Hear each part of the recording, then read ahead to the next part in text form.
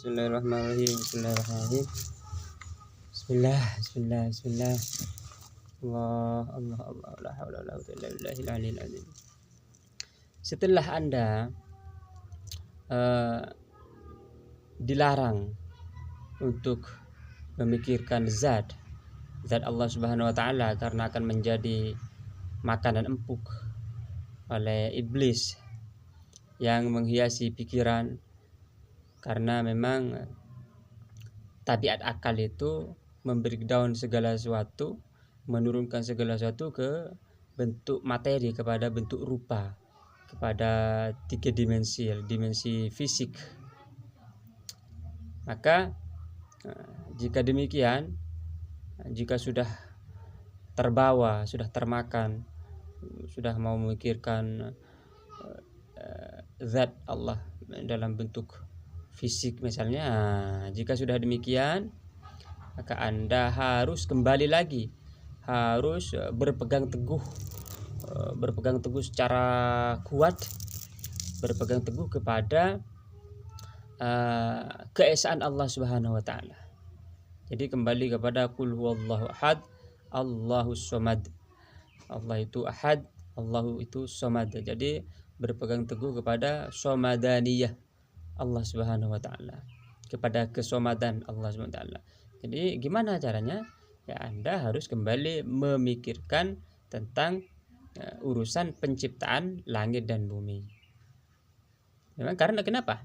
Karena memang kita ini, atau Anda atau saya, memiliki rukhsah yang sempurna atau keringanan yang sempurna oleh Allah Subhanahu wa taala untuk memikirkan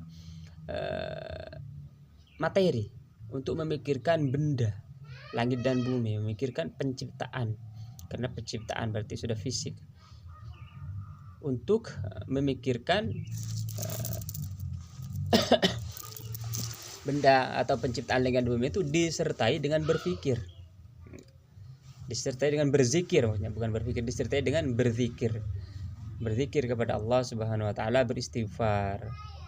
Nah, di dalam thariqah karya ini memang di sela-sela zikir pagi dan malam dan zikir sepertiga malam itu, waktu yang lain itu digunakan untuk beristighfar terus, atau sholawat sesuai dengan izin dari syekh. Kecuali memang diberi izin untuk berzikir ismuz zat, maka berzikir itu. Jika belum diberi izin, maka ya udah beristighfar aja. Jadi kita memikirkan materi itu disertai dengan berzikir. Kalau tidak berzikir, hanya berpikir saja, nah ini bisa keseleo.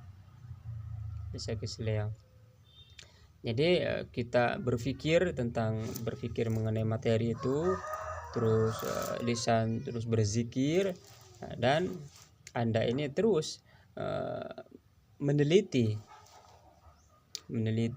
merenungi, maka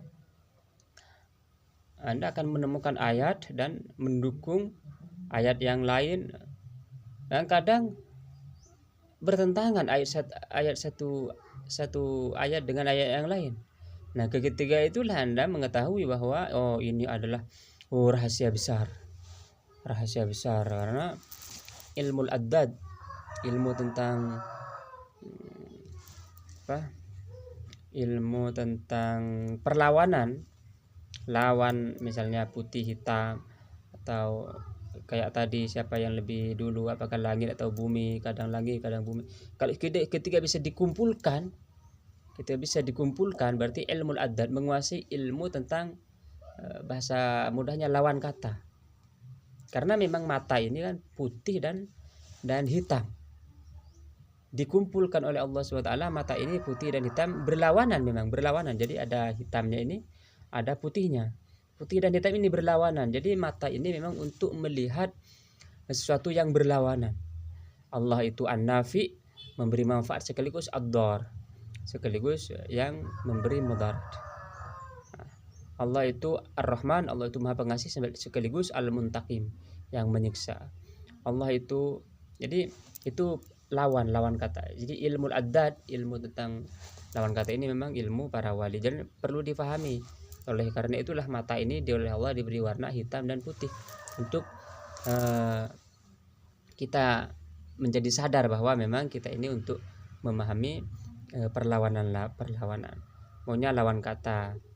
Seperti tubuh kita ada unsur dingin, ada unsur panas bercampur di dalamnya, karena Allah itu al-jami' yang menghimpun. Ada unsur keras, ada unsur lembut di dalam diri kita ini. Nah, setelah memahami ilmu adad, ilmu tentang lawan kata, maka akan Anda ini berarti setelah menguasai ilmu adad itu, Anda berarti sudah mempunyai saroyan, limpahan, aliran-aliran ruhani yang akan menyampaikan Anda kepada ma'rifat kepada Allah Subhanahu wa taala. Menyampaikan Anda kepada pengenalan kepada Allah Subhanahu wa taala. Anda mengenal Allah Subhanahu wa taala. Ilmu adad seperti Allah bersifat an-nafi dan ya seperti tadi ad-dar.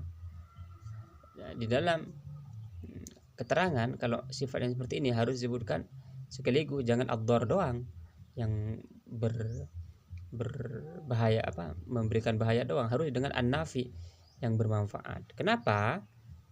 Untuk menunjukkan bahwa Allah itu sempurna. Jadi bukan hanya memberi manfaat saja, tapi juga memberi mudarat pada hakikatnya.